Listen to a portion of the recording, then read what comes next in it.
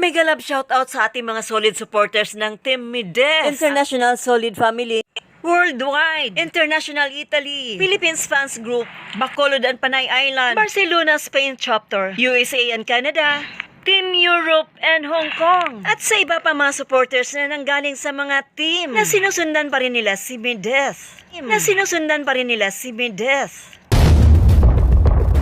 Siyempre sa ating mga Team Jomcar dyan, Edsy, Sid, Rose, Rara, Erica, Rochelle, and Jedith, and Team Kapobre. And siyempre calling the attention of teachers group dyan. Isang mapagpalang araw sa inyo lahat, sang sulok man kayo ng mundo naroroon. Binabati ko si Ma'am Ana Rita Reyes ng Solid Mides International. Binabati ko rin si Baby Dumito of La Loma, City Capital of Lechon. Madam, maraming salamat sa iyong pagmamahal kay Bunso Mides. Siyempre, hindi patatalbog sina Esmeralda Gules, Rose Oya, Lucia Laya, Hans Abilira, Salvacion Po, Paraiso Domingo, G49, Sherwin Salad, Nenita Perater, and Glenda Barogo. Siyempre, Laguna, Cotabato, Cebu, Southern Leyte o Tacloban. Isang mapagpalang araw sa inyo lahat.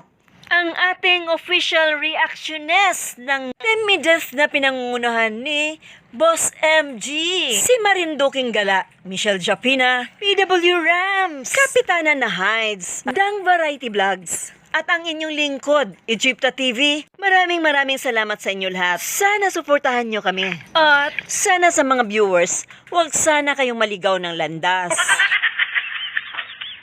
I left my heart in Macau. Why, oh why? Is anyone special? Oo, sinong mga yan? Mukhang nagkaroon bigla ng tropa si Mides. Buti pa to, marunong makibagay kay Bunso. Game na game din, ano? Kahit hindi nila kilala si Bunso. Yan ang totoong tao, may puso. Marunong makibagay kahit kanino. Walang discrimination. Buti napapayag to ni Bunso na makipag-usap. Dahil usually kasi ang mga Chinese, mga maarte yan eh. Pero ito kasi mga bagets. Maybe nakita nila yung sungki na ipin ni Mides at na-attract sila. Kasi ang mga Chinese mapamahiin eh. Nakita mo yung mga Chinese, ibang lahi, pero marunong makisama. Yung kapwa Pilipinong iba dyan, nako. Akala mo kung sino. Kaya naman pala, I left my heart in Macau dahil nakadali siya ng chikwa.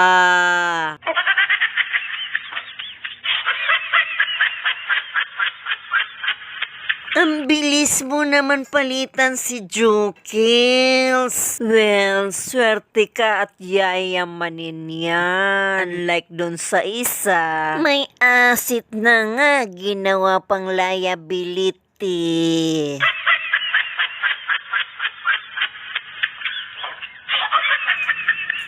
Papa MG, Mama Rosaline, bakit mo pinabayaan si Bunso na paligawan? Ito pa ha, very friendly talaga to si Bunso. Buti naman nagkaintindihan sila. Ang pupugi nila. Nako, magkaparehas kayo niyan Bunso. Puro mga business-minded. Ayan tawa sila ng tawa. So, nakaka-relate sila sa isa't isa, Sige, Midet, para magkaroon ka ng business na pugo.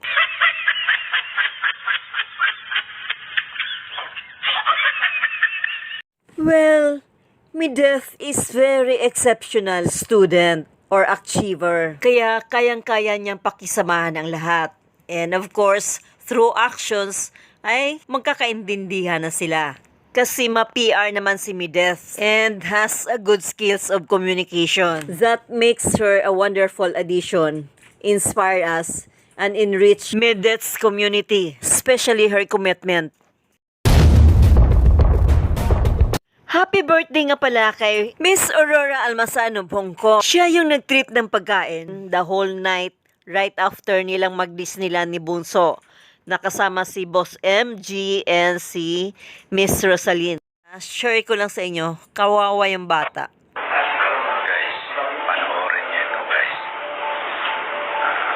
niya kung paano. Oy, tutuin nung malungkot na puto nung bata. Ayan o. Tingnan niyo. Ay, talagang naririnig pa yung ragotok nung buto. Oh, grabe na. Ang galing din yung manghihilot, no? Echipta TV, God bless you all.